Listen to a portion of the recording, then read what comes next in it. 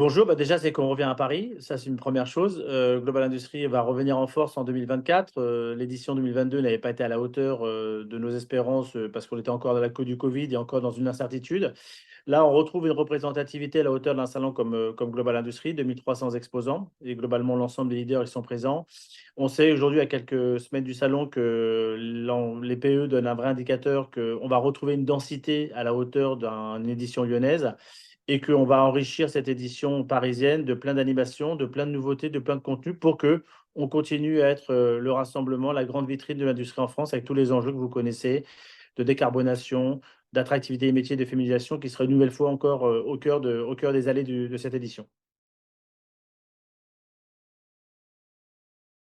On va trouver par rapport à l'édition 2022, parce que notre métier, c'est toujours une comparaison sur l'édition N-1, enfin N-2 parce que là, on se compare à Paris, on va déjà trouver 600 nouvelles entreprises qui n'y ont pas ou qui n'ont quasiment jamais exposé sur Global Industries. Donc ça, c'est déjà une vraie nouveauté. On va trouver des nouveaux secteurs comme la 5G, qui n'étaient pas aussi bien sûr présents. Et puis surtout, on a continué, on a voulu faire en sorte que, que cette grande mecque de l'industrie en France rassemble aussi les grands patrons.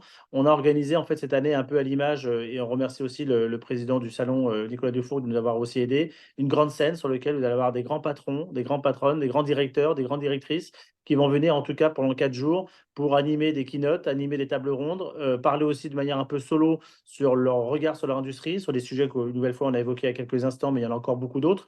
Donc ça va vraiment en fait, complètement animer le salon, complètement aussi révolutionner la typologie peut-être parfois des visiteurs qui vont venir non seulement pour, bien sûr, voir les nouveautés du salon, mais aussi voir un petit peu comment nos grands dirigeants se projettent dans cette industrie de 20 ans.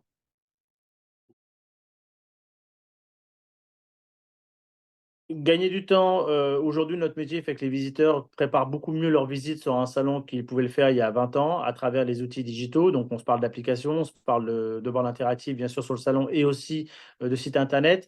On a bien sûr, segmenté le salon, comme vous le savez, depuis 2022 sur format d'univers. On n'est plus sous format, anciennement les marques de salon. On est sur des univers qui parlent beaucoup plus aux visiteurs, donc il y en a 15 et aujourd'hui, ils vont être tagués de couleurs sur le salon pour permettre à un visiteur déjà de ne pas se perdre physiquement sur le salon. Mais je le redis, 90 de nos visiteurs aujourd'hui, préparent leur visite en amont à travers les différents outils qu'on a. Donc, j'ai moins d'inquiétude, pour se perdre. Ce qui va m'intéresser surtout, c'est est-ce qu'un visiteur aura le temps de tout faire? Et nous, en tout cas, on essaie de mettre un maximum de dispositifs à son service pour une nouvelle fois qu'il aille à l'essentiel durant, sa journée de visite, voire ses 2 jours, parce qu'on a aussi quand même pas mal de visiteurs qui viennent sur 2 jours.